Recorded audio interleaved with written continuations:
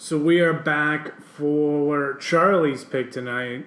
Jimmy, Justin, Danielle, and Charlie, and Shalita has graced us with his present he made through the entire film. Last week, Shalita could not make it through Death House, which Can you blame him? We all understood. thought we weren't going to either for a while there. No. Charlie. But this week, that was a tough one, Jim.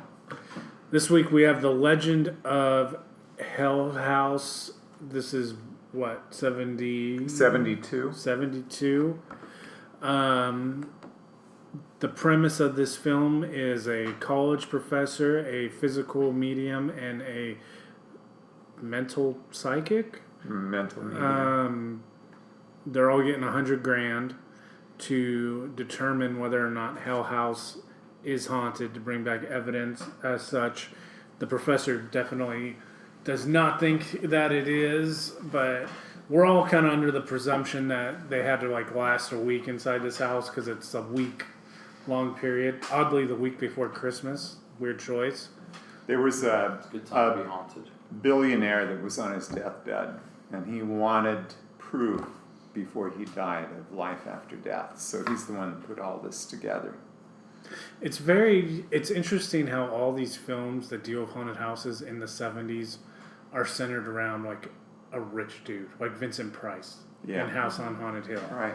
And you got this one, The Haunting, another millionaire dude who was also corrupt. I think that's why I got the two confused, because the Kane backstory and this guy's backstory are pretty similar as far as the debauchery and the mistreatment and just being a dick. But this movie, pretty much you're along for the ride with this paranormal investigation, and you see stuff move, you see people get possessed, you see boobs, tastefully done. I thought the ghost sexting was pretty classy, all things considered. Yes, all things considered, right? It was done tastefully. Yeah, I mean, Not gently. not gently. It was a studio. It was a studio movie. It was Yeah. 20th Century Fox. I So mean- it had a big studio backing. So. Where Troma pulled no punches with blood-sucking freaks, you could tell that they're actually trying to make something with this one. Yeah, and it's based on a popular novel by Richard Matheson, who also did I Am Legend, and a well-known sci-fi writer. Yeah. So yeah, they progress through the haunted house, through the investigation. Little by little, stuff gets revealed. This film, right off the get, that we noticed was the choice of angles that they used. Mm-hmm. A lot of Dutch angles, a lot of high angle, looking up from below stuff. Really made the Gothic house look very creepy. And made you feel small as you watched it. Very much a looming, over you sensation. And you were talking about the colors as well, as far as the use of color. Yeah, there's a lot of drastic color change, and there didn't seem to be a whole rhyme or reason to it, shining or anything like that. It just seemed like the drastic color tones were to highlight the actors a whole lot more, where they stood out from the house itself. For that dining room, which was that baby blue, or the medium's bedroom, that blood red. I mean, I guess you could say blood. Red is passion. That's where the sex happens. Yeah. Was there a purple one? Did you notice? I thought I saw. Purple, I think, was in their entryway. I think so. that was purple. Yeah, royal. That's. I mean, so blue is usually melancholy. So this dude maybe he was sad. A lot of sad people. A lot of sad shit happened. Yeah, it's the whole thing is that there's all this negative energy in the house. Yeah. That's what the professor believes. It's just negative energy from all the bad shit that happened there. Well, and like with her, the medium's room being read, I got the feeling that they were trying to say like this is sort of her hell. This is where she first really starts to embrace and get contacted wholeheartedly with it and become aware of it. And she sort of, that's where she releases, you know, her power or her ability to control and lets the entity come inside of her and no pun intended. Yeah. But so it's like her personal hell where she's starting to devolve into this symbiotic relationship with the evil. The professor is so skeptic, but he's kind of the first one to get attacked at the dinner table. They knock him down, try to drop a chandelier on him, try to blow him up with the fireplace there. But he still doesn't believe necessarily that it's haunted. He thinks the medium can manipulate what mediums do is manipulate the energy. That the energy emanates from human beings and it fills this space, but the mediums can control it. If you're a medium, you can manipulate the energy in some way. So he thinks Coke bottles is doing it all. No, he thinks she's doing it. He thinks that even though she's a mental medium, he thinks that she is manifesting these physical symptoms, that she's actually doing it. So the professor's wife gets possessed and wants to just be banged out desperately. Right. And I got a very... Have you ever seen that movie...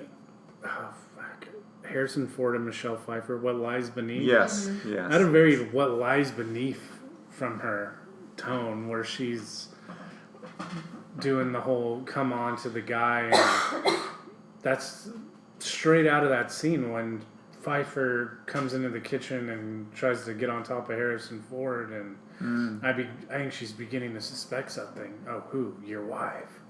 Like she had that tonality to her in that scene with that guy. Yeah. A lot of slapping women in this film. Like, these guys are not afraid to smack some bitches up if they are possessed. Yeah. Like, there's multiple times where they are just laying waste. If they got something wrong with them, like, wake up. And she's naked in front of the physical psychic. Right. And instead of... Who's played by Roddy McDowall, who happens to be gay. So yeah. Maybe that's why he smacked her. Yeah, no, could be. If it was the professor that came down.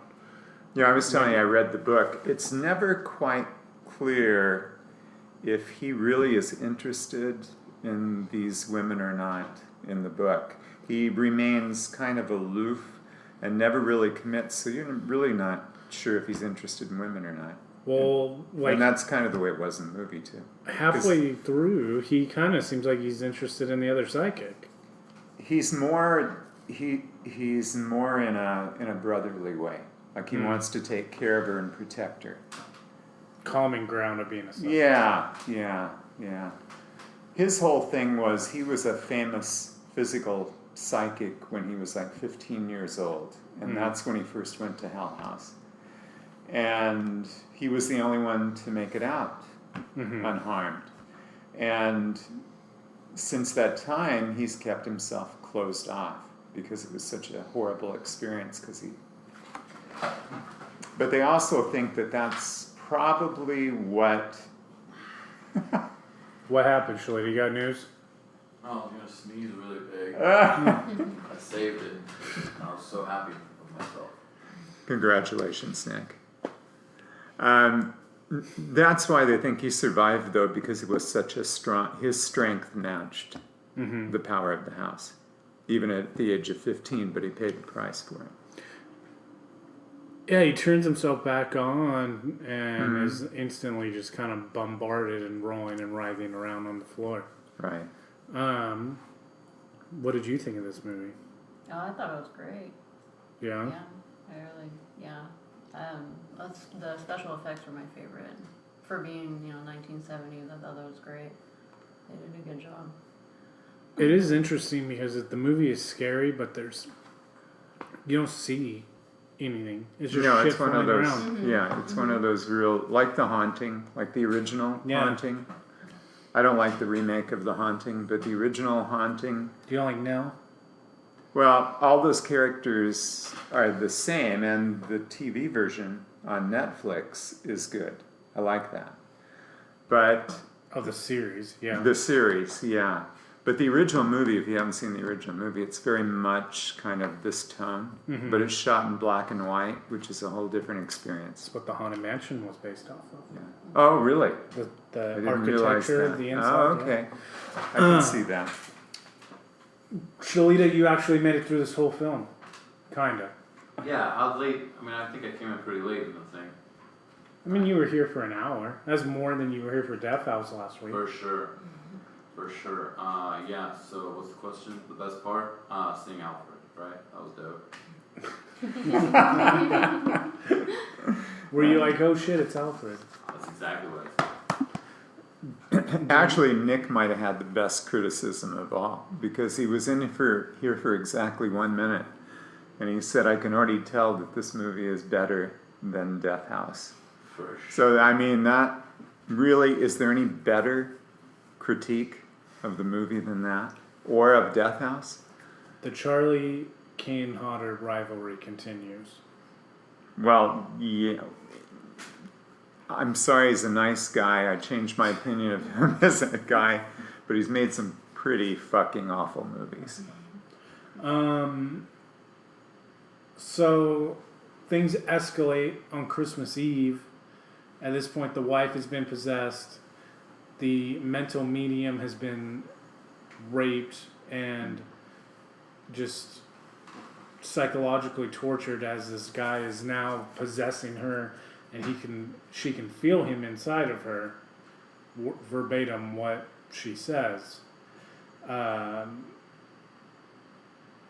which leads her to like a cathedral room of this house, which may or may not have been like some kind of satanic practice.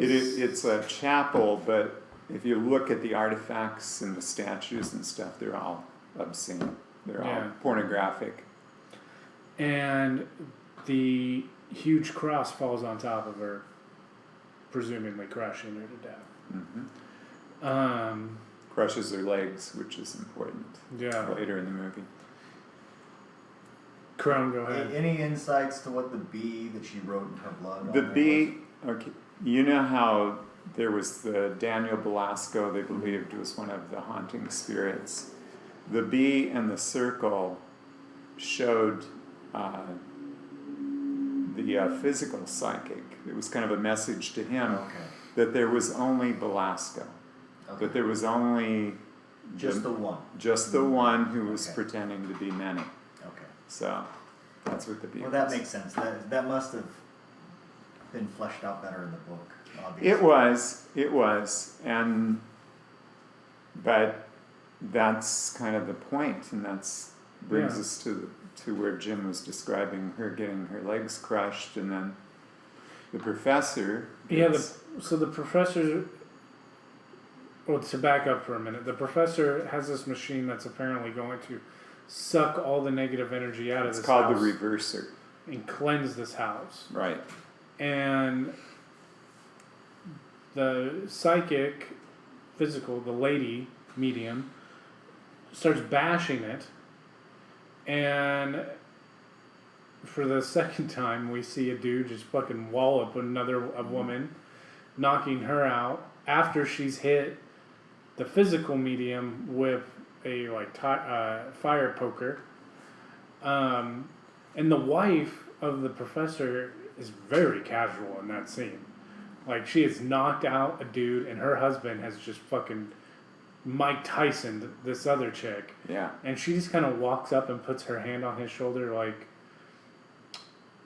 I'll rule this world with you. Sure. But to be fair, she's already kind of in the doghouse because she got caught getting her boobies felt up. Yeah, that's true. but the professor, I don't even remember how he progressively makes his way to the Satanic Chapel. It doesn't really show that. Yeah. It just shows the machine. The machine works because the physical psychic comes in and goes, "The house is clean. I can't believe it. The machine works." Mm-hmm. Okay, which is true. He did clean that part of the house with the machine. Mm-hmm. But Belasco is still in his little fortress, little chamber in the chapel, and it doesn't show how that happens, but you assume the power of Belasco somehow guides him or physically pulls him into the chapel, and that's where he gets killed. And I'll be damned if it's not a chandelier that drops on him. Yeah, right. And it also hits his legs, which is that's another critical point there. And so then there's kind of a showdown with the physical medium who was there 20 years ago, and the wife is along for the ride. She wants to bounce. She does. And he's like, if I don't finish this now, my life is just going to be a living hell. I got to finish it. Like, you can leave, but I'm going to see this out. And she sticks around, and he calls the spirit out for a little bit, and then eventually the dude just kind of overpowers Velasco's spirit and gets some of the stained glass at the altar to shatter, and they go behind it, and it leads them to Alfred from Batman, aka Velasco. But this is after like the dude is like discovering all of David Velasco's secrets, that his mom was sleeping around and he was kind of a bastard, and he was actually short even though he was called the Giant, and then they find out the roaring giant. They find out that like he had his legs sawed off and replaced with like these big prosthetic devices so he could be the roaring giant. And he's amazingly preserved. Mm-hmm. Like, he's like preserved. wax museum. And that's one of the things, was that he found a way to preserve his body, and enclosed his spirit in that room. Does the book go into how he does that? Just that he was kind of this kind of, I don't know if you'd say chemist, or or amateur scientist or something, who had developed this way to preserve his body. What, should we ever saw a dead body in that fashion? That'd be pretty fucking scary. There would be. Especially he's been dead for what? 20 plus years. Yeah. Yeah. Well, actually more than that. Yeah, longer, yeah. Shalita, how much money would it take for you to stay in this house? For how long? A week. No, I would never do it. 10 mil. No. That's 2.5 a day. Yeah, no, I get And it. you can bail out with I pay. can prorate it. Yeah. If I can prorate it, maybe I do like 2 hours. Then you're walking out with like 50 grand. You just take it and go. Yeah, I'm not a greedy guy. How would you spend your time in the house? Not your money. Oh, Your time in the I would house. be standing underneath a door frame a la earthquake safety style, and I would just be waiting to go. So, Charlie, how much money would it take for you to go to Hell House? Not that much, actually. I think, I'm the kind of person that would probably enjoy that kind of thing. Would you do it for $1,000? Maybe a little more than that. 5? I'd do it for 5, Damn. for sure. Danielle? Ooh. $5,000 a day. It might take a lot more for me to. I mean, and realistically, if that shit happened in that house, I would probably just want to leave after like an hour. So. You'd be out after the first dinner when the chandelier almost fell on the dude? Yeah, probably. I'd be out the door. That's fair. Yeah. When the plate of spiked ham goes flying at him. Yeah. Crone, where do you lie? Well, You'd have to tap into like my greediest side, and so it'd have to be enough to where I wouldn't have to work again, and then I'd have enough for my mental health care afterwards. Yeah. 'Cause I can't Yeah. think you're gonna leave that place pretty messed up if you leave. If you make it a week, I will give you a timeshare inside Galaxy's Edge Anaheim. Oh yeah, I'm there. Now here's the question: if I die in there, do my descendants get it? Sure. Yeah, okay. Oh, no, I'll do that that's definitely. because then I can haunt that place. Yeah, there you go. Well, Galaxy's Edge. I'll go with them and then haunt that place. Shalita just sent us a text message literally about what I told him about the ESPN and Hulu thing with Disney Plus right now. Like, he doesn't even remember the conversation. Yeah, I would probably do it for like and there's like what would it take to get me there? Like $1 million? We would be having a serious conversation. You know, I would revise what I said about the 5,000 simply because I'm thinking in terms of an offer to go into a haunted house. Oh. But if you went to Hell House specifically, then Oh, yeah, I would no, want this is- a lot more money just based on what the history of the house. Like, you know, one person makes that alive 20 years ago. Yeah, the Well, odds are maybe it would take a little bit more for me if that was verifiable and not Yeah. just a legend. And yeah. Who is your, Charlie, what is your score out of 10? Who is your MVP of the movie and who is your LVP of the movie? I'll start with the least valuable player in the movie, and that I think is the wife. Okay. And the most valuable player in the movie is probably, for me, it's probably the physical psychic, just because he's the one that plays it. He's the protagonist. And he's the one that plays it the best. You know, he withholds himself so that he can survive when other people are getting manipulated by Belasco. And at the end, when he does allow himself to feel the power of the house, he's able to figure out the solution. And we think end the haunting. So.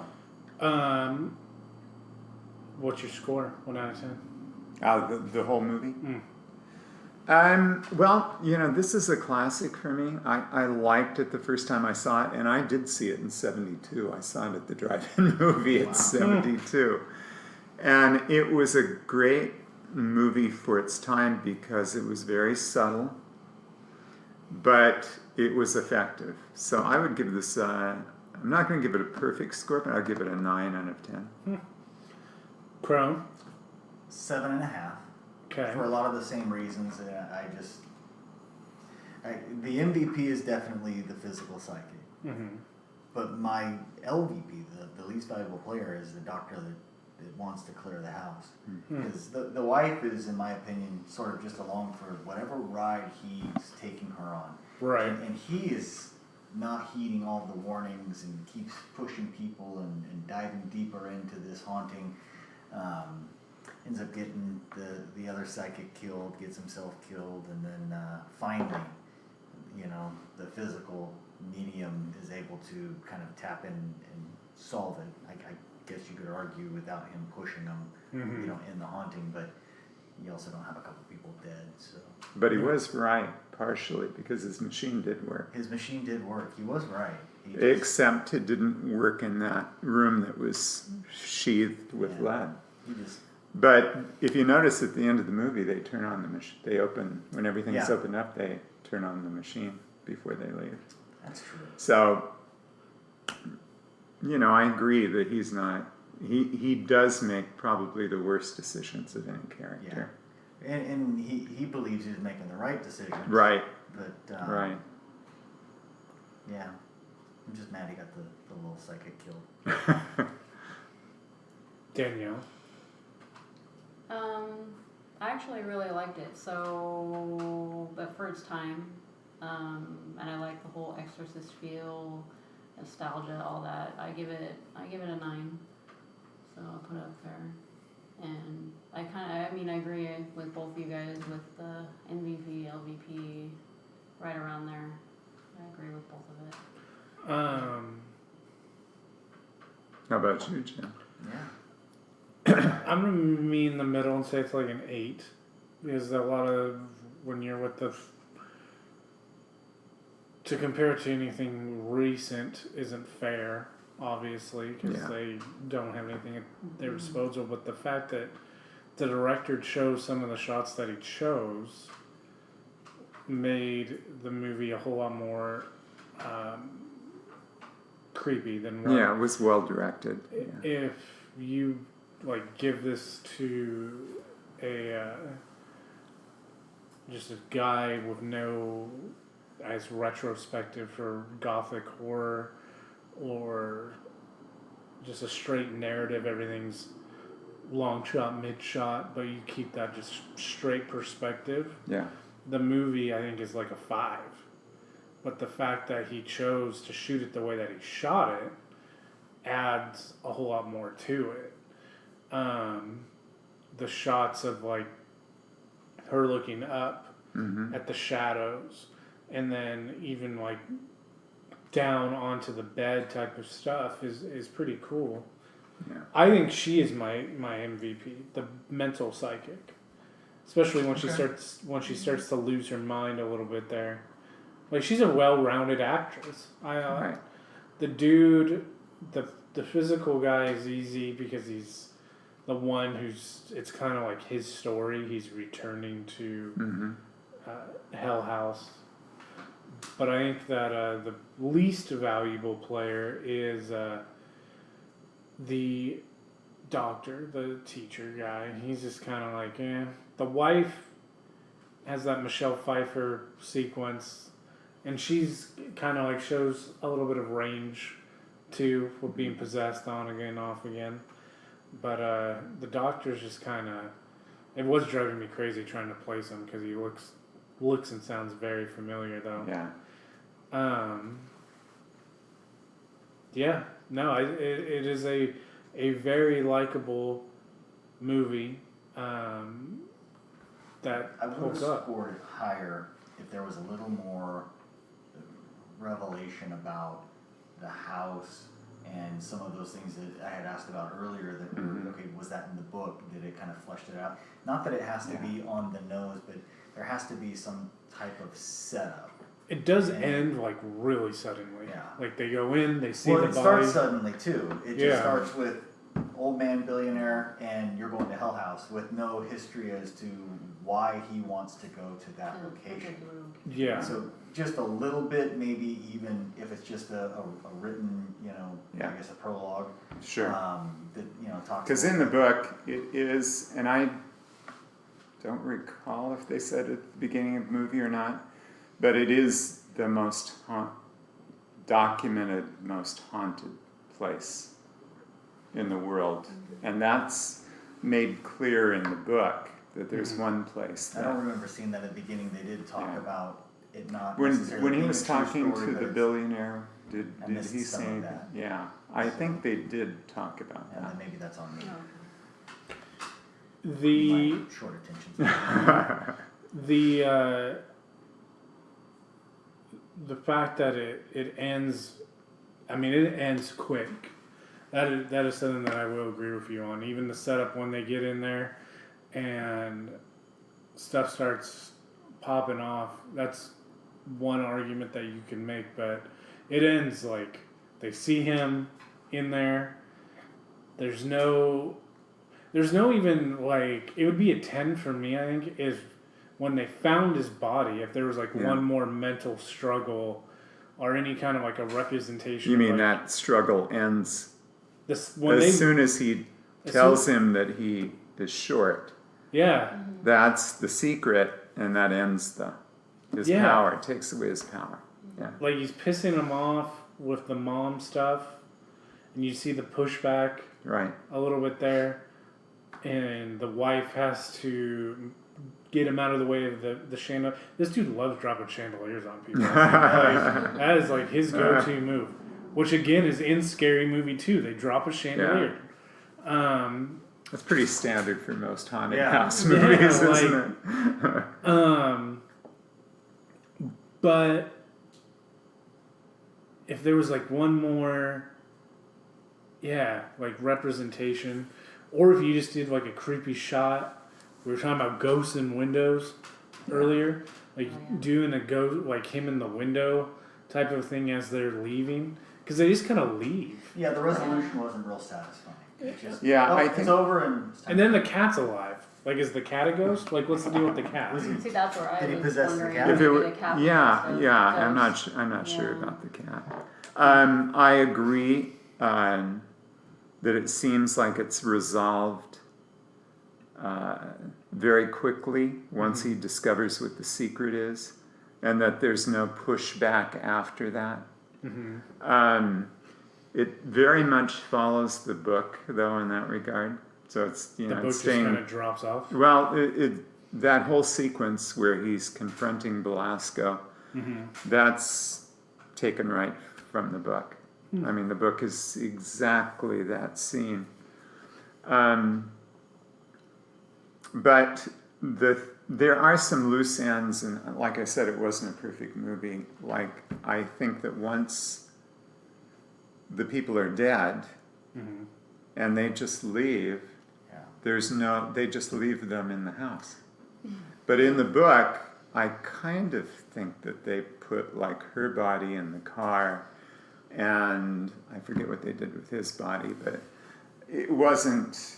Well, in fact, There was a little more resolution in the than movie, that. they left her under the giant Right. crucifix, and they left him under Right. the chandelier. Right, and you would think that there would be some attempt to do something with those bodies, Yeah. just to. So, But no cell phones, and I guess no telephone service, so they couldn't call 911. Right. Then maybe they'll go get an ambulance or a mortician or someone to come clean it up afterwards. So turning towards Scare Park wise, you guys sounds like you had an awesome time at Midsummer Scream. Yeah, and I don't have last year to compare it to, but I enjoyed it when I went. I'm sure it was pretty rad. Yeah. And the news, you guys did the Haunted Hayride panel. Did you guys do any other panels? No, it was just that one. Just that one? Mm-hmm. So I was gonna say, I know Queen Mary's doing their 10th year. I was gonna be curious as to what Knott's is doing, what new mazes are out. But Halloween Horror Nights announced that they're adding Creep Show officially to this Oh, year. really?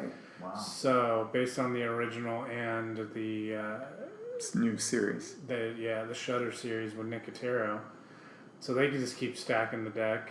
Sure. I Going- think you're right. That is going to be and I've never been, but I know what the different programs each year have been, what they've featured each year, and this one does sound like it's incredible.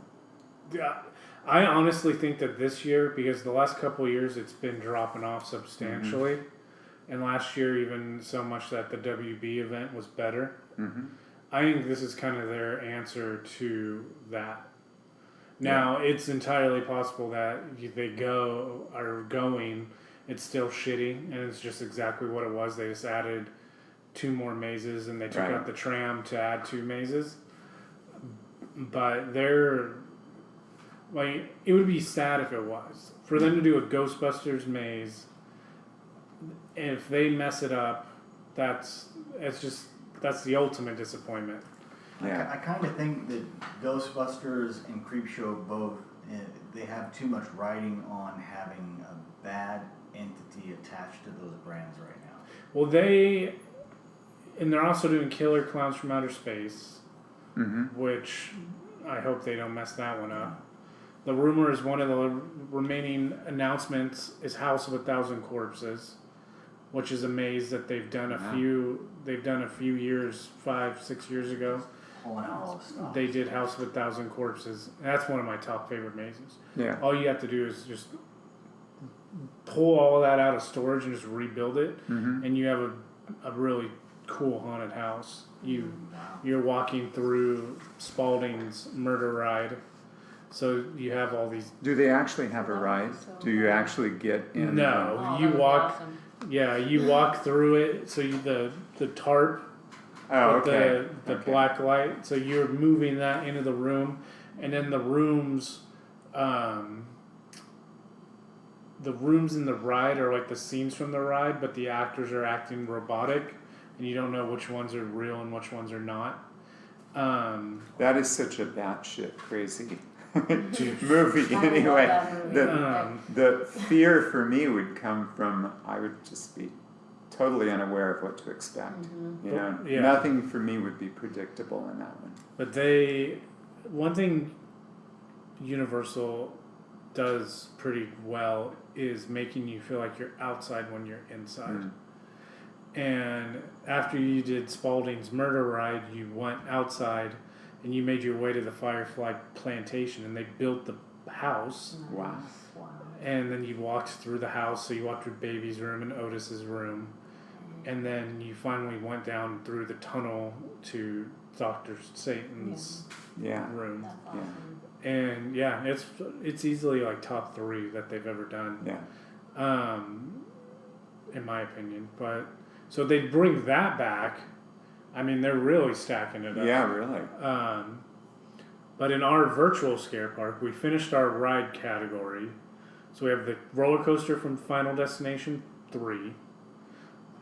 We have an escape room experience, the La Llorona River Cruise, the Reanimator Campus Tour, Ghostbusters Ecto 1 Simulator, Crypt Keeper Coffin Ride, and without question the best one, Tom Savini's Motorbike Adventure. Yeah. Mm. Our stage show based on Bloodsucking Freaks. Going into the house is interesting how just by chance I'm laying this out, because you have like a classic horror section or a 70s 80s section, and then you have like the icon section right now. So the 70s 80s section right now, Tales from the Crypt Haunted House, Jason Takes Manhattan Haunted House, Joe Bob Briggs Scare Zone. Then towards our icon haunted houses that we said, we have Hellraiser, which is still 70s 80s, the 19 version of the Curse of La Llorona, and Terrifier are the 3. So we have room for 5 haunted houses and 3 scare zones left. I will just say right off the get-go, it's pretty dumb to not have this be a haunted house. It's about a haunted house. Yeah, that's true. I mean, the facade could just be the house. You'd walk through the gates and up to the house. Scaring people would be tricky in this house. Or you could have a seance room where there's Yeah. a lot of physical Things moving. things moving, but you could actually have people sitting doing Or go ahead. doing the sitting. They call it a sitting, Yeah. but it's the same thing as a And I seance. think you gotta have a creepy old man in the wheelchair. Oh, yeah, Yeah. for sure. Murmuring, yelling at you as you're coming in, Yeah. setting the stage for it. Without a doubt, if you're gonna have this, you've gotta have that. I think too, what you could do is you could play with Well, like you could do a lot of exposition there where it goes, this is what I want. You have to find out. You know, I'm Oh, yeah. dying. I want to know if there's life after death. And it That would kind be of sets awesome. it up, and then, yeah, that's a great idea. But you could even kind of delve deeper and do some exposition, like show scenes of what he did to people in that house. Right. Yeah. So you could Yeah. walk through the chapel and you could see him leading a sermon type of a flashback. You could almost do like 2-3 rooms of that with like an overtone Mm-hmm. of like the physical medium telling a story type of a thing. Like Right. this, you don't even know what went on, and then it could go into the actual movie where they're at the dinner table, type of a thing. Today's audiences absolutely have to have that setup. Yeah. You have to. And I think Yeah. that just from a functionality standpoint, it makes it scarier. When you see like all the horrible things that have happened here at this guy's house. He's on the precipice, or at this guy's house, and this guy wants you to go to it. Well, you're right, Jim, because all the things that they listed that happened in the house, there's cannibalism. You could show that taking place somehow in a dark corner or something as you're walking through. You probably have to go gently with the sexual perversion, but you can maybe hint at that the way they did with the statues and the shadows. Yeah, no, you're right. To show what happened, I think, in the history of the house is important. To just add to the experience and make it more of a sensory experience rather than just walking through a haunted house. And then I don't know, but you know how in the one scene where the camera's like totally in the Oh god, yeah, the hallway when So, she's losing it. Yeah, so what if we go down the hallway with that turn tunnel? Totally. Yeah. And then, give you that That's a great effect down the hallway Yeah, where it's it like is. turning. That Yeah. would be awesome. It is. Yeah, that we didn't even talk about that sequence. That was freaking crazy. When she feels like she's just losing her mind and the whole that was really cool. This is my favorite scene from the film. I don't know why we didn't talk about it. Yeah, I know. Because Yeah, for sure. shot wise and like just artistically and like where it puts you in like the Yeah. headspace you were in, like it tripped me out. Because my mind with that just taking 50 years off of film production, knowing how you could do that now, they call it keyframe in editing software, where you could keyframe your shot, and I can have you running down a hallway and just film it normal, and then go back and keyframe it and make it look like it's doing that. Back then, I would put some money on the fact that they had to set up a rig to get that camera to rotate as she's Oh, no doubt. running down. Yeah. It's not an easy shot. Which it's stuff like that makes me appreciate it. Like we had to do a whole study on how they did gravity in that sequence with Bullock, and it was revolutionary. So anything like that, where you have to just pretty much jerry rig something up to get what you want, that's impressive. From an audience for standpoint, sure. it really disoriented me. Like, Yeah. in the That film. that was like Vertigo style. Yeah. Like Yeah, that's a good call to include something like that in there. Because I've been in some haunted houses that have that turning tunnel, and it kind of messes with you, especially if you add in like a strobe effect to it. yeah. Yeah. So yeah, we're all pretty much in agreement that it should be a haunted house. Yeah, no Yeah. doubt. So now we're down to 4, and by the end of the week, we may be down to 3, Charlie. Yeah, that's Because true. this Thursday night, we will be watching Scary Stories to Tell in the Dark. And this film has the potential to be just fucking so much fun and amazing. And it has potential to be complete and utter dog shit. And that makes it so much, the anticipation so much I don't greater. think it's gonna land in the middle. I think it's gonna be one or the No, other. definitely. It's I gonna, hope it's good. like, the Del Toro creature design of these characters as they're showing them are spot on. They look like he took the illustrations from the book and was like, yeah, Pale Lady, this is how you do this. The Jangling Man, this is how you do him. Harold, this is what he needs to look like. Yeah. I don't know how I feel about the Goosebumps storyline, that she is locked in a room and now the book is bringing these characters to life. I agree with that. That's the only. But But he may Depends be on how he able to handles pull it off, yeah. Yeah. That's what I'm saying. So I'm He's hoping pretty skillful. The rest of He's it just the makes it better. producer? Just Or the producer. just he the did not direct. producer, but you have to think that he's a pretty hands-on guy. He's So- not. Yeah, he's not gonna He's not going to put something allow, out there right. that he doesn't like. He's either gonna home run it or he's gonna fly out. Yeah. There's- I just hope it isn't a case like, what was the horror film that he made about the girl that went to live with The the lady guy? in the water? No, it wasn't the lady in the water. Gosh, I just saw it. What is that? The girl that went to live. Well, yeah.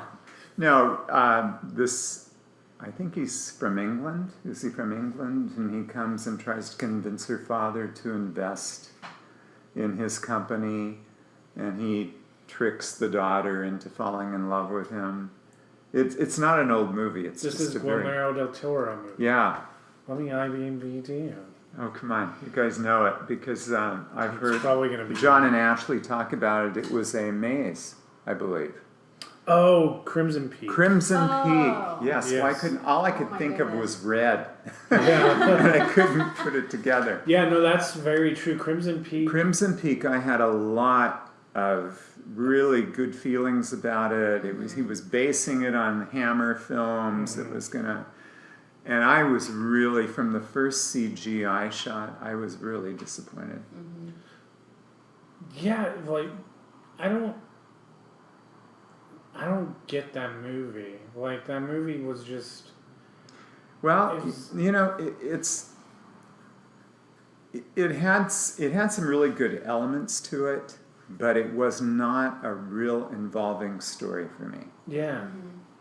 Like, and I like what's his name, Loki, Yeah, Tom Tom Hiddleston. Hiddleston. Like I like him, and Jim Beaver Nicole was in it. Kidman, isn't she the lady? in it? No, it's not Nicole Kidman. In Crimson Peak? It's not Kate Blanchett. Who is it? Oh, Are you gosh. talking about Scary Stories? No, No, we're No. talking about Crimson Peak now. He was It's, the the director. blonde chick that he's Crimson banging Peak. out. Yeah. But the cast, I remember being Jessica Chastain? Yes, Jessica That's Chastain is the sister. the sister, right? Right. And then the other one is Mia Wasikowska. Oh, it's Alice in Alice in Wonderland. That's Oh, where she's okay. from. So yeah, he does have the capability of making a bad movie, but he's not making this movie. Right. You don't know how often he was on set versus just kind of seeing dailies, maybe, or the producer is Yeah. the producer is on set a lot of the time because Right. they're fronting the money to have this made, and they want to make sure they're going to get their investment back. And at the end of the day, the producer He is produced Crimson Peak too. he directed it too. I think he right? wrote. He directed it, and I then think he wrote it, didn't he? Didn't he do the Yeah. screenplay? the last big one that I remember that he produced but didn't direct was Shape of Water. Right. And so Oh no, he directed He Shape directed of Water. that too. He got the Oscar for it. That's Right. right. He did. Never mind. He's coming off of. So this is the first time that you've heard his name since winning an Oscar. Pretty much. So, yeah, I mean, it's a toss up. If you're gonna judge it by the monsters, The trailers look it's great. a The yeah, trailers Yeah. look phenomenal. Great. yeah. It's just how tight is that story? That's what I'm saying. It could be the best movie of the year, and it could be one of the ones that you're super angry at. It's Yeah, gonna be I would say it would be that it would be a great movie, except Crimson Peak sticks Right. in my head, and I'm thinking, well, that really, it was an Yeah. very average disappointment. I found anymore the movies that I come off excited about are the ones obviously with the lower expectations going in. A lot of times it Yeah. works out that way. La Llorona, I had Yes, no I- expectations for that movie, and that movie terrified. Did you see that? the I shit haven't out of seen that one yet. That scared me. Catch that one on Blu-ray. Yeah. That, yeah, scared the hell out of me. That was a perfect horror film. There was. Whereas, And my expectations were low for that, too. yeah, I was like, Because I wasn't even, It's a you horror guys movie at least because were it's a familiar horror with movie. the story. I wasn't familiar with Oh, the background yeah. of the story. I mean, I went into that because La Llorona is a cool ghost story, Right. but I was expecting it to be bad. It totally Yeah. surprised me. Then you go into something like, Child's Play, or I know you're gonna Pet Cemetery. Pet Cemetery, Yeah. I'm in the minority there. where you set your expectations so high because it's Yeah. something that you love so much already, Right. and they can't help but kind of let you down when you're already expecting it to be a 10. That's the one thing that scares me about it. Chapter 2 Yeah. is where you are. After the first one, you're just so geared up. I don't think it's going to be a bad movie. I don't think No, I don't there's. think I don't- Honestly, it's the same director. The actors look fantastic. I think I own the shirt that McElroy is wearing in the trailer. Well, there you I go. think I may wear it to the It's a thing. good call. I just don't think they can screw it up. I honestly don't. I think it's gonna be. I think it's gonna be I good. think it's one of those that's it's hitting on all cylinders and they have the momentum, and I think they've had a vision for 1 and 2. It wasn't like they made 1 and then said, "Oh, well, it did really well, so let's make 2." Mhm. They'd always intended on finishing it off, so it's one. And the idea to make it into 2 movies rather than try to, Cram it all condense it. Yeah, he's and- copying the miniseries. Right. Well, I think that was a great idea yeah. to do the Sure. 2 movies. So with that though, going in, we have 4 haunted houses left. Could have 3, assuming that which will be our mini series, our season finale going into haunt season early in September. That leaves 2 next Tuesday. I can tell you, we will do 8-Legged Freaks, Charlie. Good. Good. Because we got those 3 scare zones we gotta place in there. Tuesday, 8-Legged Freaks. Man, I hate spiders.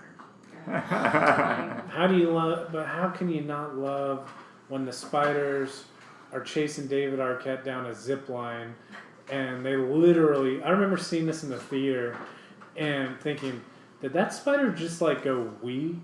And then there's like one of them that like hits his head on the door, Oh, I just hate and it was like the spider like runs into a car and he goes, and I'm like, okay, they're not even trying anymore. Okay, David Arquette. And then the spider and the cat in the wall. That whole scene where the cat's face is coming through the drywall as the spider's trying to get Get him. it. No, that movie. You remember it better than I do, Jim, but I just remember I enjoyed it.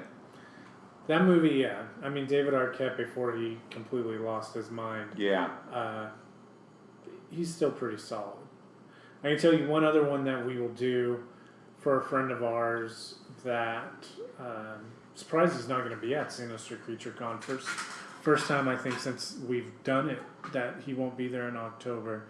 But one of the ones that could take, presumably one of those other 2 haunted house slots down the line, we will do The Rise of Leslie Vernon, Oh yeah. Nathan Basil's movie, which he could be the final icon. Leslie So who's Vernon. not going to be at scene? Nathan's not going to be there. Oh, Nathan's not going to be there. He Um, wasn't there at the last one, was he? No, he's usually been going to the October ones. Oh, the October ones. Okay. Which he still might, for all I know. They may announce them, but yeah. So, and then we'll probably open it up to Danielle to choose one. You haven't gotten to choose one yet. I haven't. So there's her, and then if need be, before it, we'll do another listener, follower pick, and yeah, that's where we are at. So stay tuned for Friday for our coverage of Scary Stories to Tell in the Dark, coming off of us seeing it on Thursday. Also on Friday, I believe. Let me look at the calendar. Friday, yep, is the 9th. So 2 podcasts will go up on Friday. Nerdageddon special. I have audio of the original Haunted Mansion LP record Nice. that we will post on Friday just to celebrate its official 50th birthday. Cool. High on that. Cool. So anyway, thank you for listening. Stay tuned for all the other coverage this week, and we will be back on our regular Wednesday showtime for Campfire Chronicles next week as well. Stay spooky.